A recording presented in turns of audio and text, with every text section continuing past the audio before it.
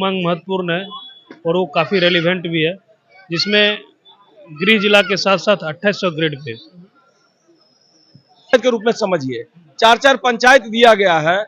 अब 4 पंचायत संभालना है और पर डे किसी न किसी पंचायत में समस्या रहेगा। किसी दिन चारों पंचायत आपको जाना पड़ेगा। मेरी बात को सुना जाए।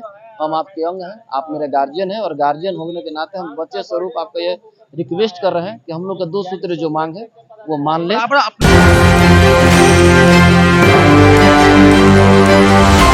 नमस्कार, मैं नमनीश देखिए एक न्यूज़ 24। देखिए अभी हम गरदरा थाना स्थल पर हैं। बता दें कि बिहार राज्य भूमि सुधार कर्मचारी संघ के आज जो है यहाँ पर धरना प्रदर्शन चल रहा है। आपको वीडियो के माध्यम से दिखा रहे हैं कि यहाँ पर सैकड़ों की संख्या में जो है यहाँ पर कर्मचारी जो है यहाँ पर धरना पर बैठे हुए हैं और यहाँ पर जितने भी कर्मचारी हैं इनसे हम बात करने की कोशिश करते हैं क्या मांग है, किस लिए यहाँ पर आए हुए हैं। यहाँ पर देख सकते हैं इनसे बात करने को। आप यार धरना पर बैठे हुए, इससे पहले भी आप लोग आए हुए थे, क्या कुछ मांगे आपकी है? देखिए अभी तो सरकार से हम लोगों का 17 सूत्री मांग है, जिसमें 2 मांग महत्वपूर्ण है और वो काफ़ी रेलिवेंट भी है, जिसमें गृह जिला के साथ साथ 2800 ग्रेड पे।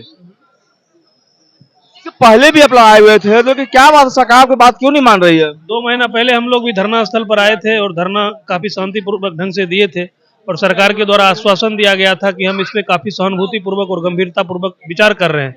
लेकिन 2 महीना से अधिक बीत जाने के बाद भी सरकार को थोड़ा सा भी इस चीज़ का संज्ञान नहीं लिया गया और अंत में हम लोगों को जो है सो विवश होकर के फिर धरना पर आना पड़ा।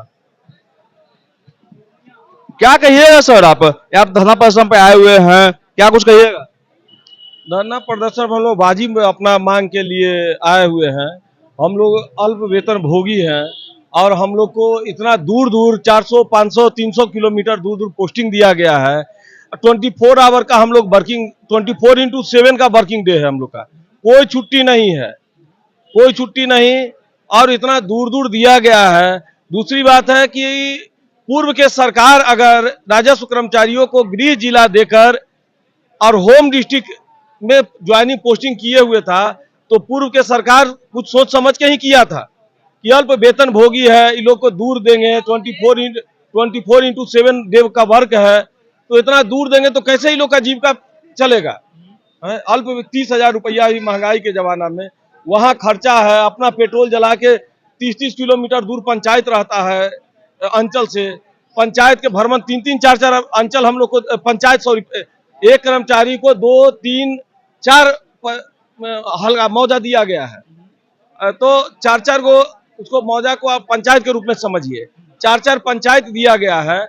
अब 4 पंचायत संभालना है और पर डे किसी न किसी पंचायत में समस्या रहेगा। किसी दिन चारों पंचायत आपको जाना पड़ेगा और अपना तेल जला के बताइए कि कैसे खाएगा। अपना ही तेल जलाएगा, अपना ही मोटरसाइकिल अपने ठीक कराएगा। लैपटॉप दे दी है सरकार लेकिन उसका अपने चार्ज फार्ज सब जितना है उसका अपने करवाना है तो अब कहाँ से बचेगा पैसा, कैसे जिएगा, कैसे खाएगा। भाड़ा लगा के आना है, घर आना है। छोटे से बच्ची को लेकर महिला आए हुए हैं तो उनसे भी जानने की कोशिश करते हैं। ये बताइए, आप धरना प्रदर्शन पे आए हुए हैं, छोटी सी बच्ची को लेकर आए हुए हैं, क्या कुछ कहिए इस बारे में? देखिए छोटी सी बच्ची को लेकर मेरा शौक तो नहीं है, किसी मजबूरी में ही आए होंगे। आप लोग सोच सकते हैं कि इतनी छोटी सी बच्ची को लेकर महिला होकर के हम लोग इतनी दूर दूर जॉब करते हैं। मेरा पूर्णिया में डिस्ट्रिक्ट ये पोस्टिंग है, मेरा होम डिस्ट्रिक्ट यहाँ वैशाली पड़ता है। इतने दूर बिना फैमिली के हम लोग रहते हैं, परिवार के साथ बच्चा को छोड़ भी नहीं सकते, खुद इसको लेकर के हर जगह काम करना। काम भी इतने प्रकार का होता है कि मानसिक दबाव में तो हमें। जब आप लोग को बहाल किया गया था तो क्या कुछ करके बहाल किया गया था आप लोग को? पहले से तो ये डिस्ट्रिक्ट कैडर ही था, हम लोग को ये मालूम नहीं था कि हम लोग को इतना दूर पोस्टिंग होगा। उसके बाद हम लोग पत्राचार के माध्यम से बहुत जरा आवेदन दिए कि हम लोगों को होम डिस्ट्रिक्ट किया जाए। आश्वासन भी मिला पर ऐसा कुछ हुआ नहीं। आज 2-2.5 साल होने जा रहा है लेकिन आज तक कभी मतलब इस पर कोई विचार नहीं किया गया सरकार के द्वारा। हम कह रहे हैं कि जब हम सरकार का काम इतना अच्छे से कर रहे हैं, इतनी जिम्मेदारी पूर्वक निभा रहे हैं तो हमारी भी तो कुछ मांगे, हमारी भी तो कुछ जरूरतें हैं। आखिर हमारी मांगे, हमारी जरूरतें कौन पूरी करेगी और सरकार क्यों नहीं करना चाहती है? आखिर इतना ईर्ष्या हम लोगों से क्यों है सरकार को? आप लोग बराबर अपना बात को उठाते रहे हैं लेकिन सरकार जो है आपकी आवाज क्यों नहीं सुन रही है? ये तो मुझे नहीं मालूम क्यों नहीं सुन रही है, क्योंकि हम लोग जब तक सरकार सुनेगी नहीं हम लोग तो धरना पे ही रहेंगे। अब हम लोग अपना गृह जिला ग्रेड पे लेके ही जाएंगे। अगर सरकार आपकी बात को नहीं मानती तो आगे की रणनीति क्या रहेगी आपकी? जी, सरकार आपकी बात को नहीं मानेगी तो आपके आगे की रणनीति क्या रहेगी? वो हड़ताल जारी रहेगी। सरकार मुझे पता है सरकार आज नहीं तो कल, कल नहीं तो परसों करेगी ही। हमारी मांगे पूरी जरूर होगी, जायज है हमारी मांगे, इसलिए। और भी कुछ लोग कर्मचारी लोग हैं उनसे तो बात करने की कोशिश करते हैं।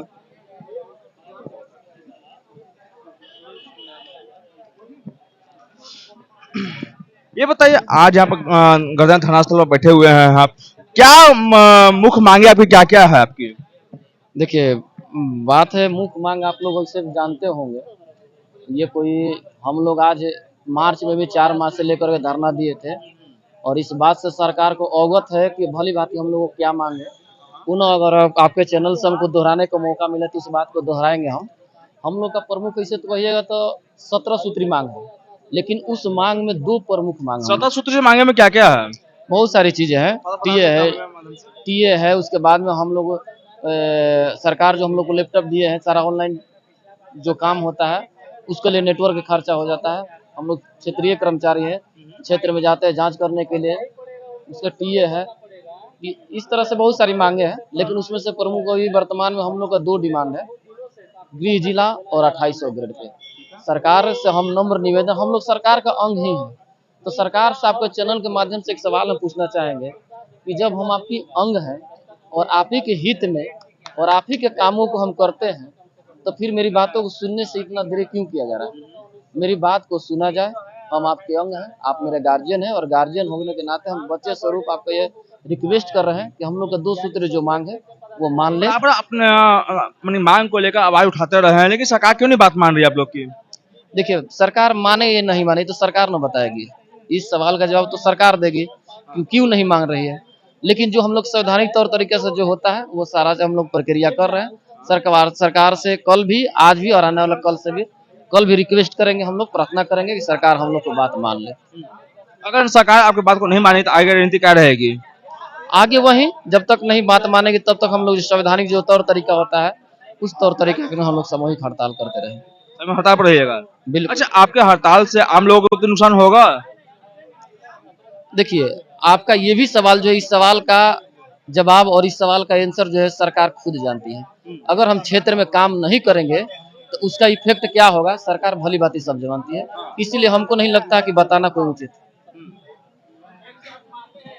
आप देख सकते हैं और भी कुछ लोग हैं, उनसे तो जानने की कोशिश करते हैं।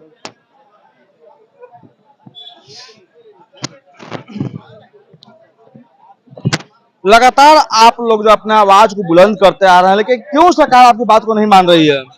सरकार का ढुलमुल रवैया है हम लोग के प्रति, क्योंकि हम लोग बहुत दिनों से जो है ना, विगत कई सालों से हम लोगों को जो है ना दबा कर रखा गया है इस चीज पे।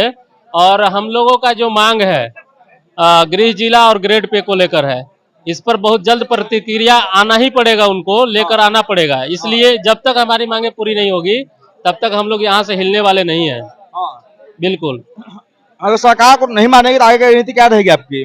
कंप्लीट पेन डाउन रहेगा, जब तक मांग पूरी नहीं होगी तब तक हम लोग संपूर्ण हड़ताल पे रहेंगे। हाँ। क्या आप अभी समर्थन करते हैं क्या? हम पूर्ण समर्थन करते हैं इस आंदोलन को, क्योंकि हम लोग का जायज मांग है, कोई नाजायज मांग नहीं है।